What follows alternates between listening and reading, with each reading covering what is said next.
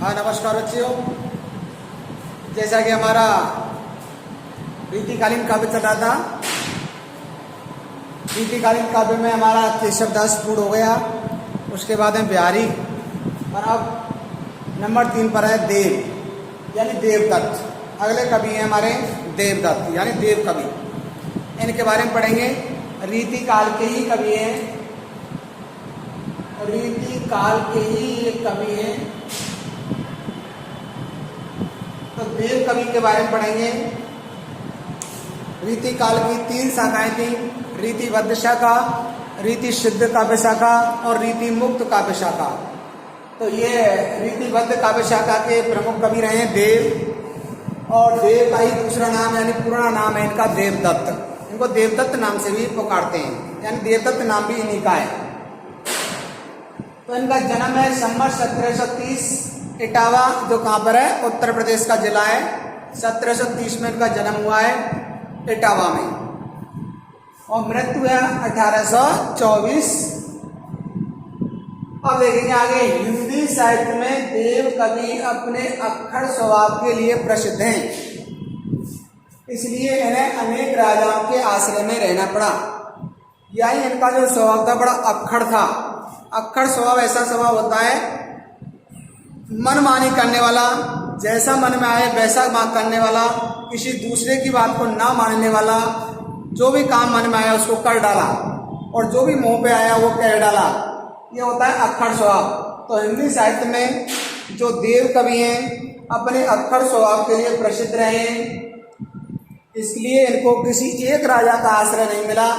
ये राजाओं के आश्रय में रहते थे, लेकिन राजाओं के आश्रय में रहने के बावजूद भी कई राजाओं की प्रशंसा में ये नहीं किया करते थे, प्रशंसा में नहीं बोला करते थे। इसलिए इन्हें अनेक राजाओं के आश्रय में भटकना पड़ा, अनेक राजाओं के आश्रय में घूमना पड़ा।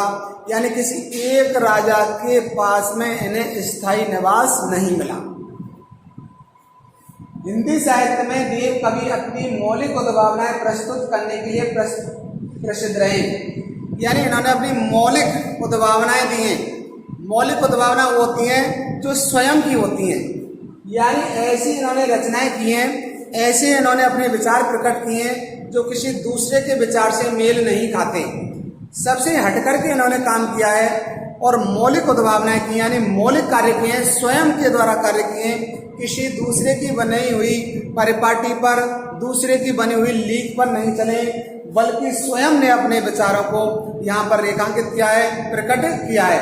तो मौलिक उद्भावनाएं दी हैं, यानी क्या क्या है, और इस हिंदी साहित्य में कौन कौन सी बातें, कौन कौन सी जो हमारे जो विशेषकर बिंदु हैं जो छूट गए हैं और उनको हम हिंदी साहित्य में अपना सकते हैं। तो इन्होंने अपनी मौलिक उद्भावनाएं प्रस्तुत की हैं। इनके द्वारा रचित ग्रंथों की संख्या 52 बताई जाती है। यानी लोग बताते हैं कि इनके द्वारा रचे गए जो ग्रंथ हैं उनकी संख्या कितनी है, 52 है। यानी कि इनके कोई निश्चित ठोस प्रमाण नहीं मिलता है, लेकिन अधिकतर लोगों का मत है कि इन्होंने कुल 52 रचनाएं लिखी। देव लक्षण ग्रंथ रचनाकार और प्रसिद्ध सफल कवि माने जाते हैं। यानी ये लक्षण ग्रंथकार हैं। लक्षण क्या होते हैं, काव्य के जो लक्षण हैं, काव्य के जो अनेक प्रकार के, जैसे रस है, दोष है, काव्य के गुण हैं, अलंकार है, शब्द शक्तियां हैं, इस प्रकार से इन्होंने अनेक लक्षण ग्रंथ रचनाकार हैं और ये सफल भी रहे हैं इसमें। यानी इन्होंने लक्षणों के आधार पर ग्रंथ लिखे और उन ग्रंथों में लिखने में इन्होंने सफलता भी हासिल की है। यानी इन्होंने जैसा लिखा वैसी में इनको कार्य में सफलता भी मिली है। इनका प्रमुख वर्ण विषय श्रृंगार ही माना जाता है।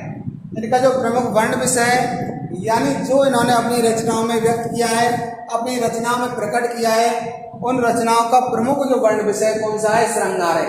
जैसे हमने बिहारी में पढ़ा था, नीति, भक्ति, नीति और श्रृंगार। यानी बिहारी में हमने भक्ति भी पढ़ा, नीति भी पढ़ा और श्रृंगार भी पढ़ा, लेकिन इनका जो प्रमुख विषय रहा है, जो मुख्य विषय रहा है, वो कौन सा रहा है, श्रृंगार रहा है। श्रृंगार यानी इसमें किसी नायक और नायिका की सुंदरता का जिसमें वर्णन किया गया है, उनके अनेक प्रकार के किए गए कार्यों का वर्णन किया गया है। बखूबी में वर्णन ऐसा किया गया है कि लोगों के दिमाग को, दिल को छूने वाला हो। ऐसा वर्ण विषय इनका रहा है। तो प्रमुख वर्ण विषय रहा है इनका श्रृंगार। पांडित्य की दृष्टि से कवि देव का स्थान केशवदास से कुछ नीचा माना जाता है और कलाकार की दृष्टि से बिहारी से निम्न में ठहरते हैं। यानी इसमें पांडित्य, पांडित्य माने पंडितता, पंडितता अर्थात जिनमें सोचने समझने की शक्ति है, अपनी मौलिक उद्भावनाएं प्रस्तुत करने की शक्ति है। तो पांडित्य की दृष्टि से जो कवि देव है इनका स्थान केशवदास से कुछ ही नीचा है। केशवदास जिनके नामकरण से, जिनके नाम से ही रीतिकाल की शुरुआत मानी जाती है, रीतिकाल का प्रारंभ माना जाता है। केशवदास ने बहुत अच्छा संवाद लिखा, अंगद रावण का संवाद लिखा। इस प्रकार से इन्होंने उन्हीं की परिपाटी में कार्य किया है और केशवदास से इनका स्थान कुछ ही नीचा है। यानी बराबरी में तो नहीं है, उनसे बढ़कर तो नहीं है, उनकी बराबरी नहीं है, लेकिन कुछ ही नीचा है, ज्यादा नीचा भी नहीं है। यानी उन्हीं से बताए हुए रास्ते पर ये चलते चले गए और बिहारी से निम्न ठहरते। बिहारी का जो श्रृंगार है, श्रृंगार के साथ में बिहारी ने भक्ति भी लिखी है, नीति भी लिखी है, लेकिन बिहारी से निम्न ठहरते हैं। यानी बिहारी का ये मुकाबला नहीं कर पाते। केशवदास से तो कुछ ही नीचे है, कुछ नीचा है, यानी केशवदास की बराबरी करने की इन्होंने कोशिश की है, लेकिन ये बिहारी से निम्न ठहरते हैं और बिहारी की ये बराबरी नहीं कर पाते। रस शास्त्र की विवेचना करते हुए उन्होंने छल नामक 34वां संचारी भाव प्रस्तुत किया।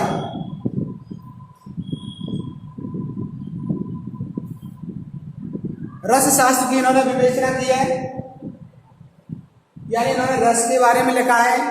रस में जो हमारे विभाव है, अनुभाव है, संचारी भाव है, आश्रय है, आलम्बन है, इन सब की इन्होंने विवेचना की रस शास्त्र की।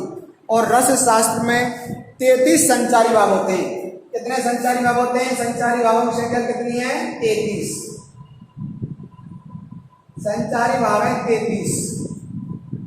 यानी संचारी भाव 33 माने गए। संचारी भाव ऐसे भाव होते हैं जो क्षणिक आवेग होता है, क्षणिक यानी पल भर के लिए मनुष्य के हृदय में प्रस्फुटित होते हैं और वो विलीन हो जाते हैं, समाप्त हो जाते हैं तुरंत ही। जिस प्रकार जिस वक्त पानी का बुलबुला है, क्षणिक होता है, वो पल भर के लिए दिखाई देता है, समाप्त हो जाता है।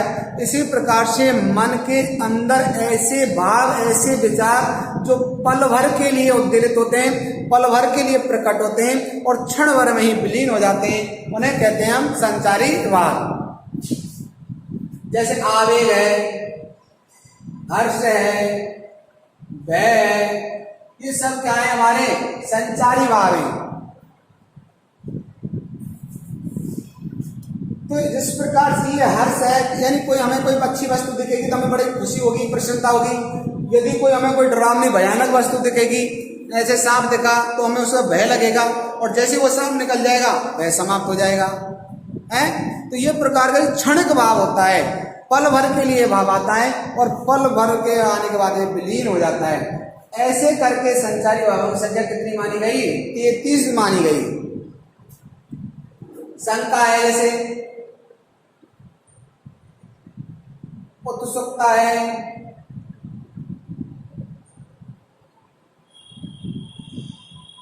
पीड़ा है, लज्जा है, यानी पल भर के भाव है हमारे, कुछ समय के लिए मन में आते हैं और मन में आते ही फिर से विलीन हो जाते हैं। तत्पर ये जैसे ही आना शुरू होता है, आकर के शरीर के हृदय, मनुष्य के हृदय में प्रवेश करेंगे और हृदय में प्रवेश करने के तुरंत बाद ये विलीन भी हो जाते हैं।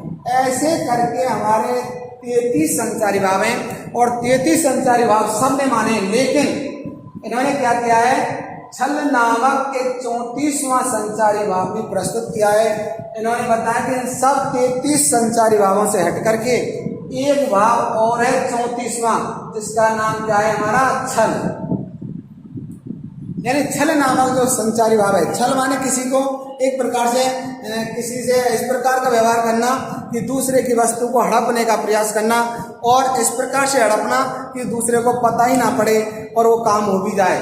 तो इन्होंने छल नामक 34वां संचारी भाव प्रस्तुत किया है, इसलिए ये मौलिक उद्भावनाएं प्रस्तुत की हैं। तो ये हुए मौलिक, यानी लोग 33 संचारी भाव बताए, सबने 33 माने, इन्होंने हट करके 34वां और माना, इसलिए इनकी ये मौलिक उद्भावना हो गई, इनके स्वयं के विचार हो गए। अब देखो इनकी प्रमुख रचनाएं दे रखी हैं। भाव विलास, अष्टयाम, कुशल विलास, भवानी विलास, रस विलास, सुजान विनोद, देव शतक, देव चरित्र, सुख सागर तरंग, देव माया प्रपंच, राग रत्नाकर, जाति विलास और प्रेम तरंग, यानी ये इनकी प्रमुख रचनाएं। यानी भाव विलास दे रखा है, अष्टयाम दे रखा है। अष्टयाम कहलाते हैं 8 याम, 8 प्रहर, यानी दिन और रात में जो 8 प्रहर होते हैं उनका बखूबी वर्णन किया है। इस प्रकार से इन्होंने कुछ रचनाएं लिखी हैं। इस प्रकार से कवि देव का स्थान जो उत्तर प्रदेश में इटावा रहा, अनेक राजाओं के आश्रय में रहे। अनेक राजाओं के आश्रय में रहने का कारण था इनका अक्खड़ स्वभाव, अक्खड़ प्रवृत्ति के थे। जैसा मन में विचार आता था वैसा कार्य करते थे। ये मनमानी करने वाले कवि थे, इसलिए अनेकों राजाओं के आश्रय में इन्हें भटकना पड़ा। किसी एक राजा का इनको निश्चित स्थान नहीं मिल पाया, किसी एक राजा के आश्रय में नहीं रह पाए। इन्हें जगह जगह कई राजाओं के आश्रय में रहना पड़ा, उनके राज दरबार में रहना पड़ा। और ये मौलिक उद्भावनाएं करने वाले कवि रहे, यानी ये स्वयं के विचार प्रस्तुत करते थे। और ये केशवदास और बिहारी से बराबरी में आने का प्रयास करते हैं, लेकिन ये कुछ ही इनसे नीचे रहते हैं, अर्थात ये काफ़ी प्रयास करते हैं। और इस प्रकार से इन्होंने ये कार्य किए और रस शास्त्र का इन्होंने बखूबी वर्णन किया। रस शास्त्र को समझाया कि किस प्रकार से रस में भाव होते हैं, संचारी भाव कैसे होते हैं, और हमारे जो मुख्य रूप से जो स्थायी भाव हैं, विभाव हैं, अनुभाव हैं, आलम्बन है, आश्रय है, ये किस प्रकार से हमारे विचार हैं, भाव हैं जो हमारे अंदर प्रकट होते हैं। इस प्रकार से इन्होंने अनेकों प्रकार से रस शास्त्र का भी विवेचन किया है। और 34वां इन्होंने संचारी भाव माना, जिसका नाम है छल। यानी 33 संचारी भाव थे। मूल रूप से जो हमारी हिंदी ग्रामर में, हिंदी व्याकरण में बहुत लंबे समय से चले आ रहे थे, उनसे हट करके इन्होंने 34वां संचारी भाव और मान लिया। इसलिए ये मौलिक उद्भावनाएं प्रस्तुत करने वाले कवि माने जाते हैं। इनकी ये कुछ रचनाएं भाव विलास है, रस विलास है, कुशल विलास है, जाति विलास है, अष्टयाम है, भवानी विलास है, देव माया प्रपंच है, सुख सागर तरंग है। इस प्रकार से अनेकों इन्होंने रचनाओं का संकलन किया है, अनेकों रचनाओं को लेखन किया है। इस प्रकार से ये कवि देव के बारे में हमने पढ़ा, देव को समझा। अब देव को पढ़ने के बाद में, देव को समझने के बाद में इनके कुछ पद दे रखे हैं, उन पदों को हम अध्ययन करेंगे।